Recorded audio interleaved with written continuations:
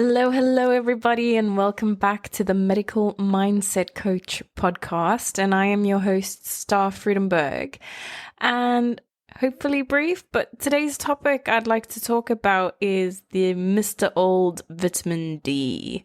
Obviously, for all of those who know me, I'm based in the UK at the moment, but originally from South Africa. And as the climate goes, we are finally veering into winter. And the most important vitamin I think that people need to ensure that they are consuming or taking in some way and form during the winter months is vitamin D. Vitamin D, I would say, is a vitamin that really is important for helping to regulate calcium and phosphate in the body. And what I want you to think when I say those terms is to think of bones, teeth, healthy muscles. Very interesting fact that I learned when I studied nutrition is that your body will need vitamin D naturally, and if it hasn't got enough of it, it will then steal calcium from your bones. So you need to have vitamin D in your system in order to absorb calcium from whatever way and form you consume it, whether it's through supplement or through food. Otherwise, that will steal, the body's best intelligence, it will take it from somewhere. And this is what ends up developing or causing arthritic type conditions, osteoporosis, bone deficiencies, bone deformities, even things such as rickets in children. Maybe you may have heard of this. And it's quite problematic because, again, in my work, I'm starting to see more and more people being diagnosed with these arthritic type conditions. And to a point whether it might just be through massive deficiency for a prolonged period of time or an autoimmune condition such as rheumatoid arthritis that, you're diagnosed or born with or develops at some point through a trigger in your life. And it really does have a massive impact on your life. So what am I basically doing here today is just trying to get that information out there to just say sun is starting to disappear. That means start consuming vitamin D more, right? It's very interesting. I've started to learn or have learned through meeting different patients that vitamin D deficiencies can actually result in other conditions other than just arthritic conditions itself.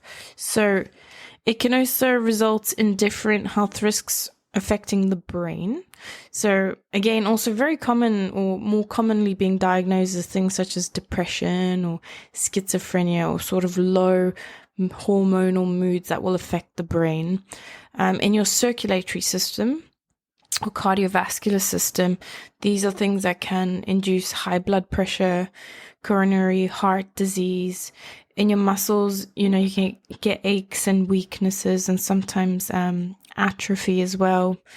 Respiratory, through the respiratory system, we can think about things like asthma and wheezing. Another very common condition that's being diagnosed at the moment is diabetes, because it will be affecting the pancreas. And in this case, more specifically, type 1. So just high level, type 1, type 2, you will have heard of these things, but what does it mean? Type 1 is when you're actually diagnosed from when you're a child, and is medicated and will obviously need to be regulated throughout. Whereas type 2 is when you're diagnosed later in life, when you're an adult. And I'm going to use the word if you are lucky, you might not need to be medicated and can be managed or hopefully put into remission when you've controlled your diet and sort of lifestyle and habits and stress to get your body into a state that's manageable and hopefully reversible. And again, lastly, the one that I spoke about is bones, right? So rickets or osteoporosis type thing. Other very interesting one that, again, very common in the work that I'm seeing at the moment is polycystic ovaries. So there is an interesting link between PCOS and vitamin D deficiency, which will be affecting moods and also weight management, weight control. That women that I see with this condition just basically are swelling up to and might not even be eating anything as well. So it's very, very interesting. And then the knock-on effect with that, which is most common in women to have children, is that they are infertile or unable to have kids as a result of this condition. So most important in one, when you're being diagnosed with the condition. Two is, let's just get back to basics and see what are you nutritionally deficient in. And it's quite common to see vitamin D deficiency. I see it all the time because one of the things that I do is that I get people in to do, I would call it an essential health check. So we take your blood and we send it to the lab. So the common test that we do is checking your B12, your B9, or also known as your folate. We'll check your iron levels, we check your vitamin D levels, we check your cholesterol, and then various indicators or markers of your liver. So checking your heart health, your liver health, and then sort of most important vitamins. And whether or not it's because we live in the UK and the exposure of sun is not at its maximum as it should be compared to other countries, if you think in Asia or Australia or South Africa, where I'm from, or various parts in the Americas. Oh, and then we're thinking about places like, you don't see the sun at all. I'm thinking extreme, like Antarctica, Iceland, Greenland, Canada, when it can get to -40, really, really crazy temperatures, and also in the Nordic regions. So it can be quite impactful, but again, it's not, I would say, common knowledge that people just go, yeah, okay, do you know how important vitamin D is in the body and what prolonged deficiency can cause, and again will result in these conditions that will become so impactful on your life that it will eventually cause mental health issues as well, because you can't do sustain things for a long period of time, or maybe you might get bedridden or always in pain, which can be quite a massive distraction.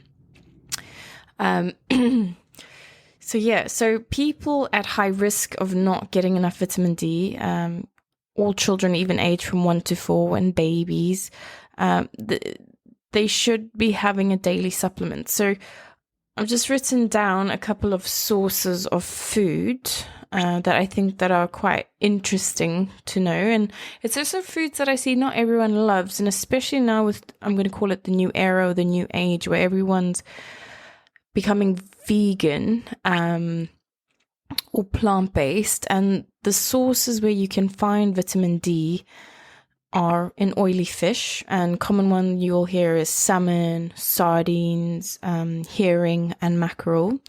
You'll get it in red meat, eating liver. I don't advocate eating liver personally, because the liver, it's a superior organ in the body, but it holds all the toxins of the body. So if you're eating liver from, for example, I've seen you can eat chicken livers, you're then consuming also the toxins, as well as you might be getting a couple of the benefits. I don't think, when I do a cost-benefit analysis, that it's worth eating liver, which also gets translated into, pâté as well, which is quite a common French delicacy as an appetizer. You'll get it in egg yolks, and nowadays with, I'm going to call it genetically modified food, where things are being put in to just make it somewhat more nutritious from what they already are. We call it fortified food. So I know in Australia, as an example, that margarine has to be fortified with vitamin D. And then in other places, it's just, you'll get fortified foods where you'll find fat spreads, breakfast cereals. It might not only be vitamin D, also obviously commonly like iron or Bs, that kind of thing. So your next best option, and now the problem is, depending on your level of deficiency, you might be consuming something, but next step is, how is your digestive system and your gut health? That are you actually in a space and your metabolism, that your body can actually break down food sufficiently that you can absorb the nutrition of it. So this is a very, like, probably 99% of the problem I see with the patients, I hope.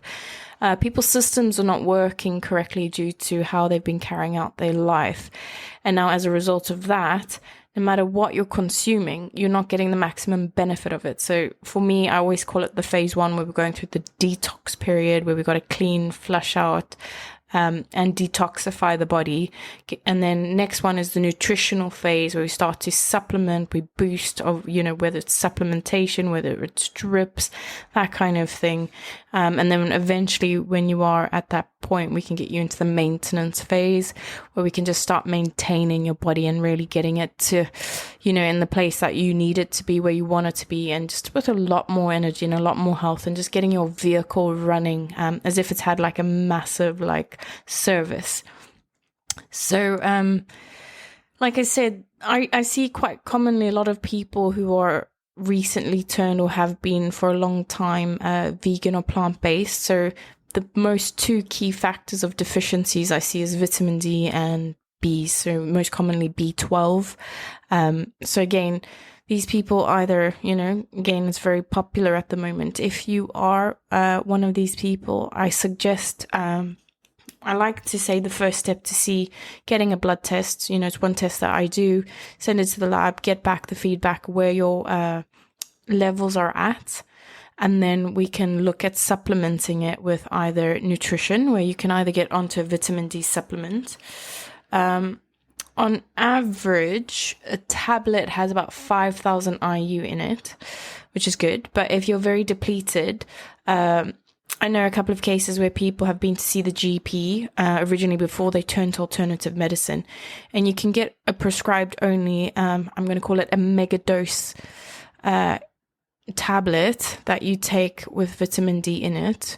How easy is it to break down in the body? I'm not quite sure, but anything that your body can absorb from where you are at is obviously much better.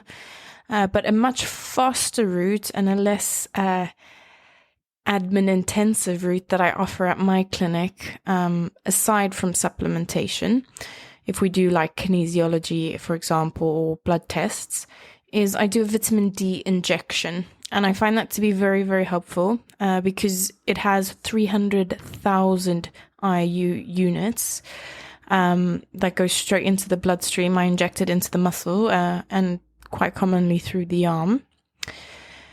And from that, the beauty of the admin is that the injection lasts for 3 months. So you just come in, you get a jab, and you don't think about it at all, which is really, really helpful, I think, because most of the time people are swallowing things left, right, and center, and again, we're human, so we're subject to being lazy or forgetting or running out and not having things on time. And we just want to keep that cycle and structure and strategy rolling with the routine.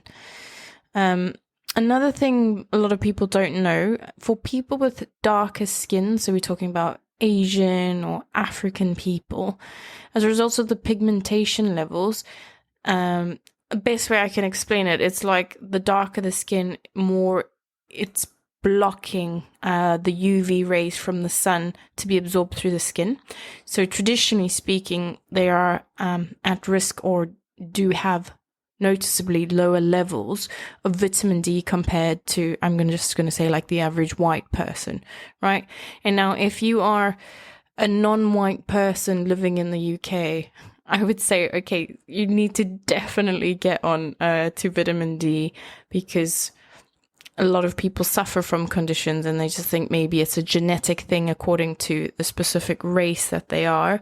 When actually, no, it's just, again, customized to the individual per your need. Maybe you need more than the average person. But again, I'm trying to lift the veil of ignorance and get people into the know and go, oh, I didn't know that. Let me get this sorted for myself, and let me tell all of my people around me, within my circle, friends, family, work colleagues, children, and, let the word spread so people can, again, become more informed, making more educated decisions.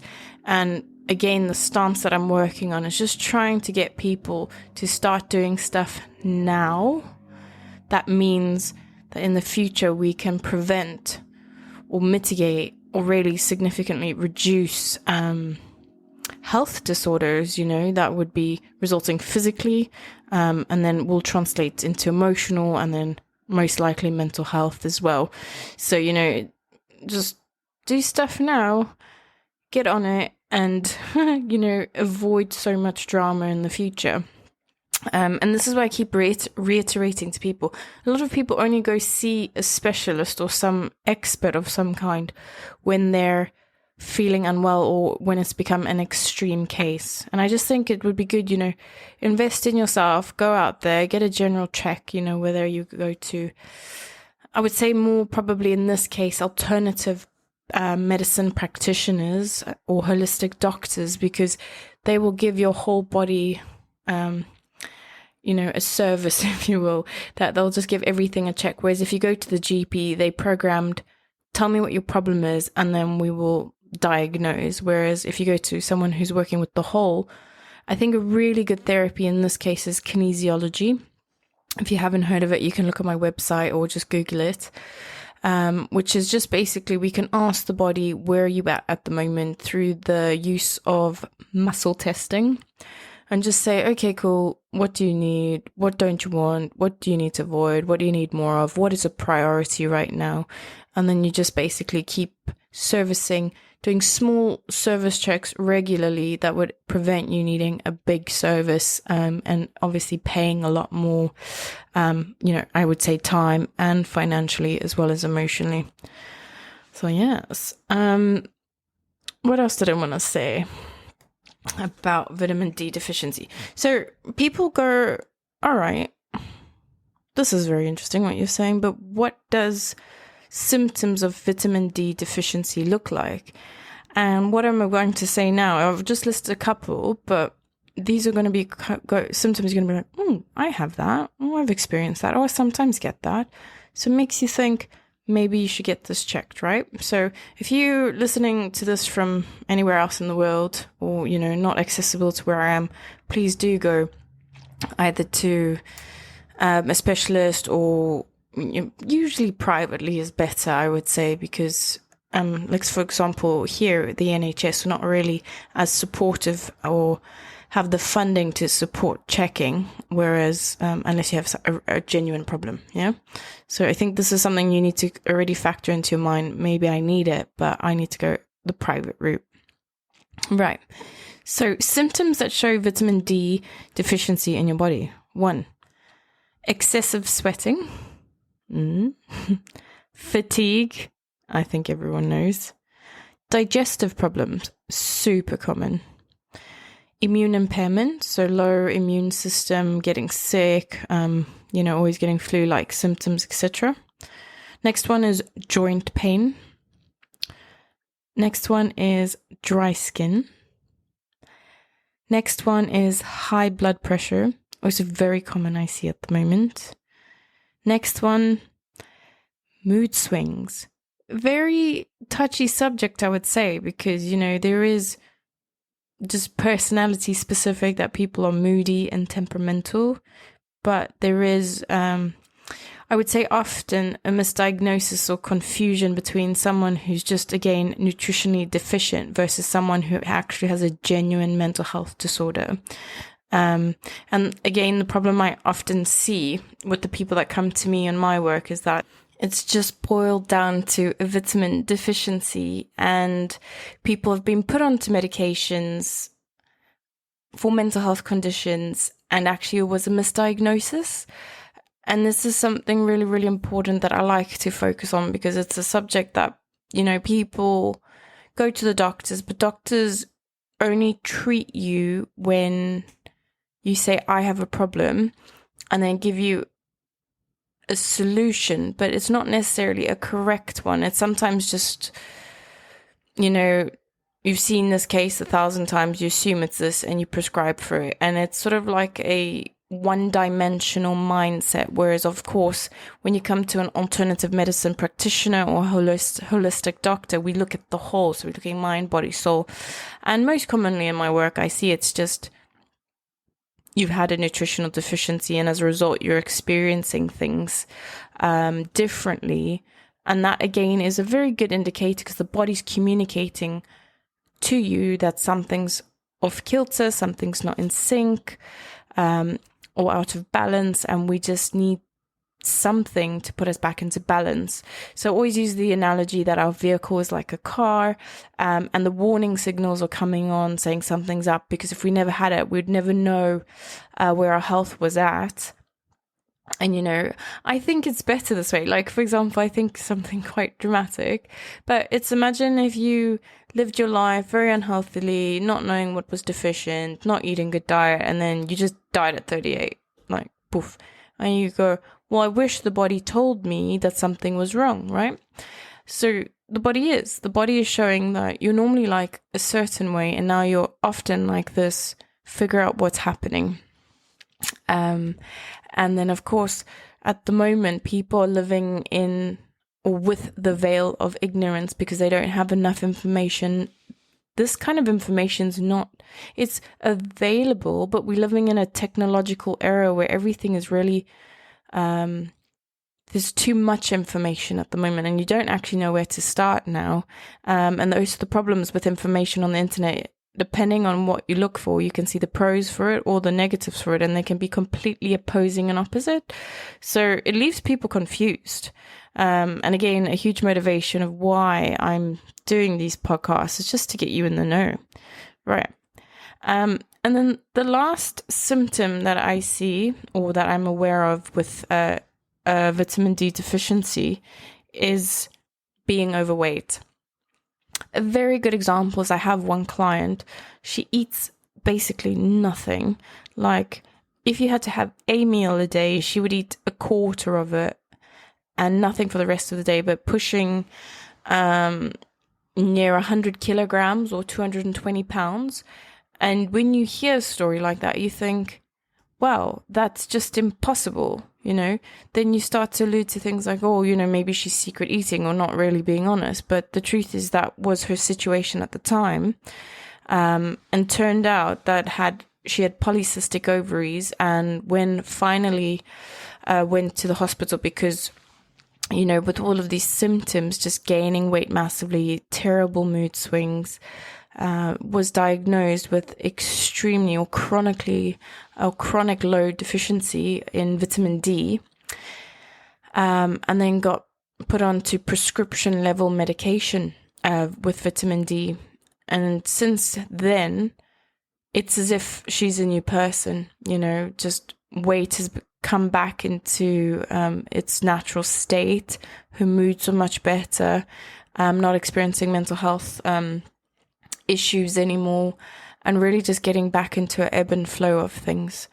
So, you know, a lot of these symptoms are very common.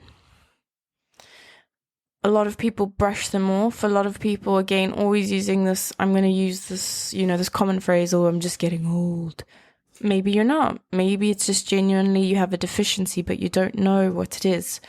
And this brings me to the point to encourage people to do checks. You know, I think, to be quite honest, wherever you are in the world, this is stuff that you'd have to spend in a private capacity, because at the NHS in UK, for example, you know, public healthcare, they only treat you if you have a severe problem. They don't go, oh, maybe we should check this out, or maybe we should do this. It's like it works on a problem solving model. Massive problem, will give you a solution, whether it's the correct one or not.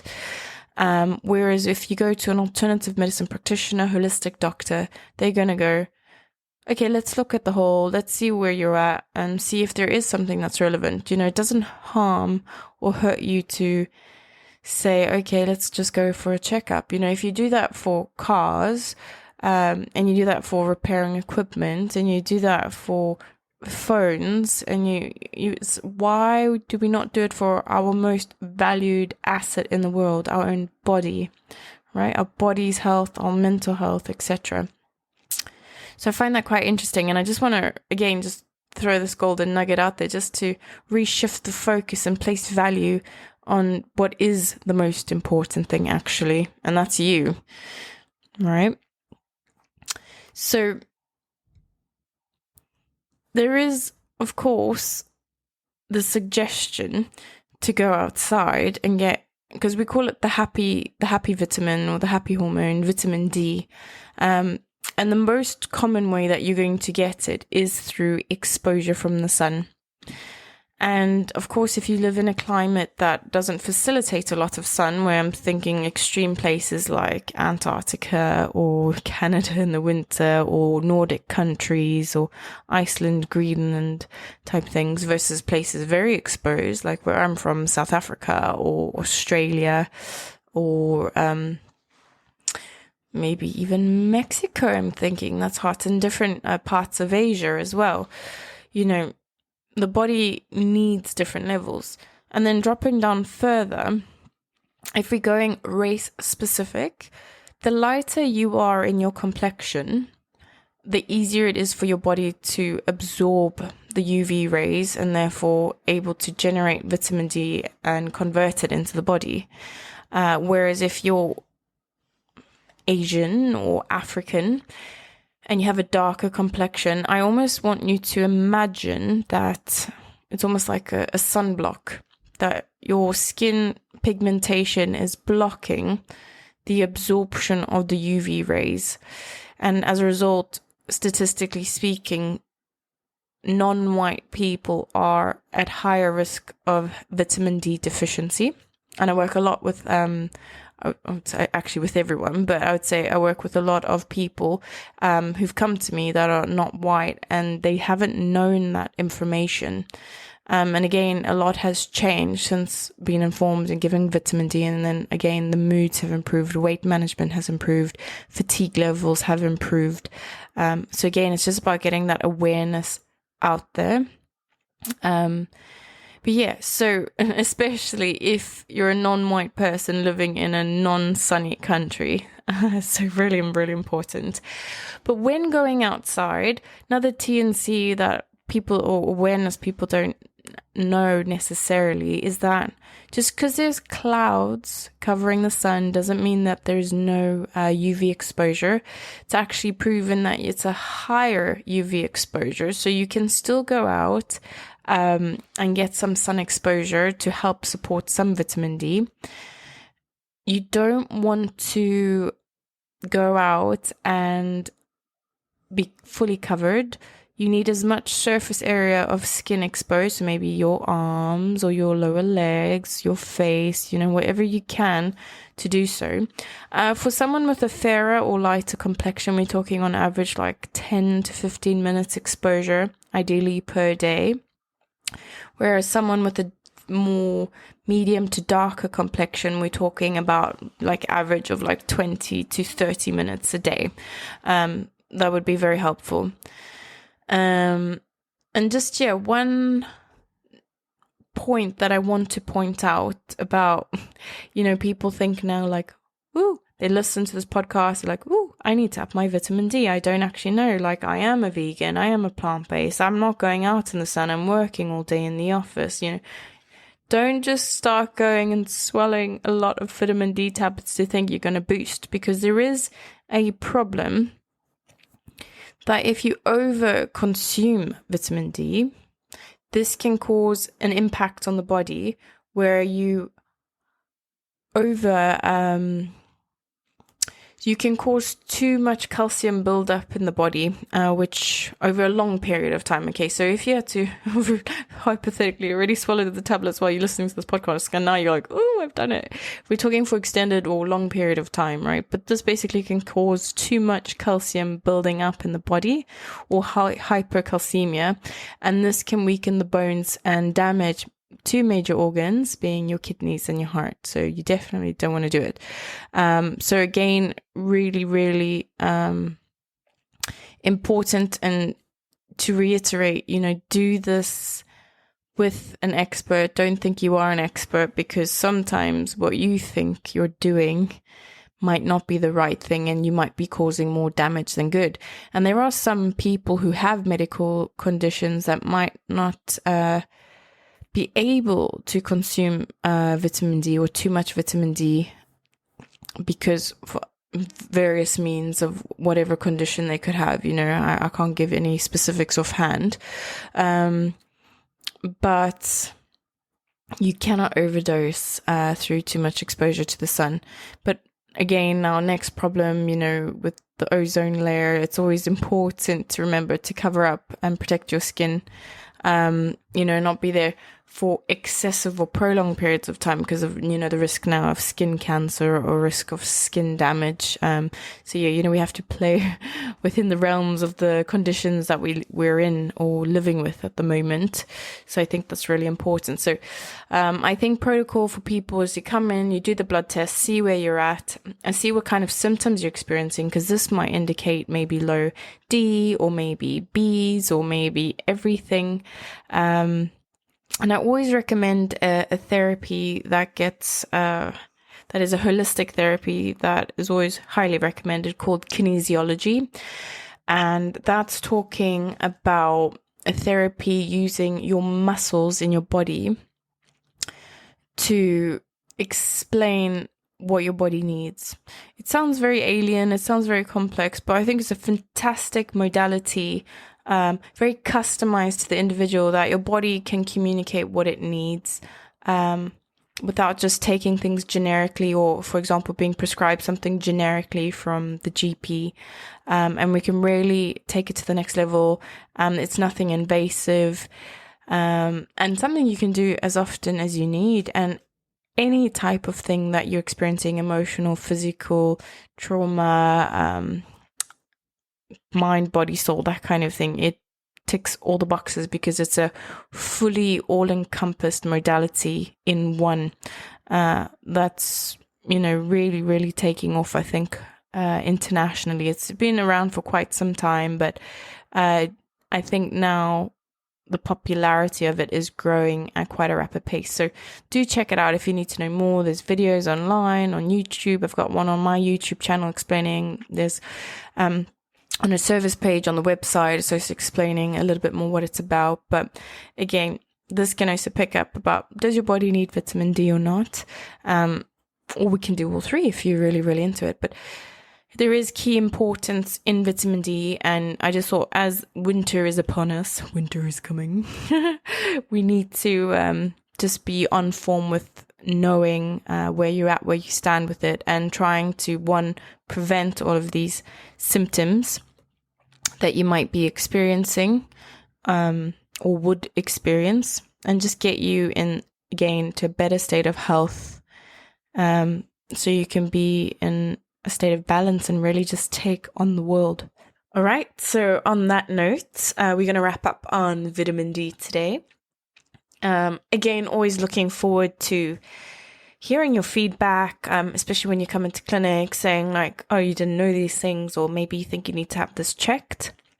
Or if you are anywhere else in the world, just going locally and finding practitioners locally that can help and assist you as well. All right. Have a great day wherever you are in the world. Get out, get a little bit of sun, and just get your smiles on. I think is really good. We're getting near the end of the year where people are starting to sort of, I'm going to use the words, drag their feet and just go like, oh, when is Christmas coming? I just want a break now, or tired. It's been month end, and I just, spending's tight because costs are going up over winter, and you have to buy everyone Christmas presents and all of that. So just think, namaste, everything's okay. Yeah? Cool. Have a good day. Bye.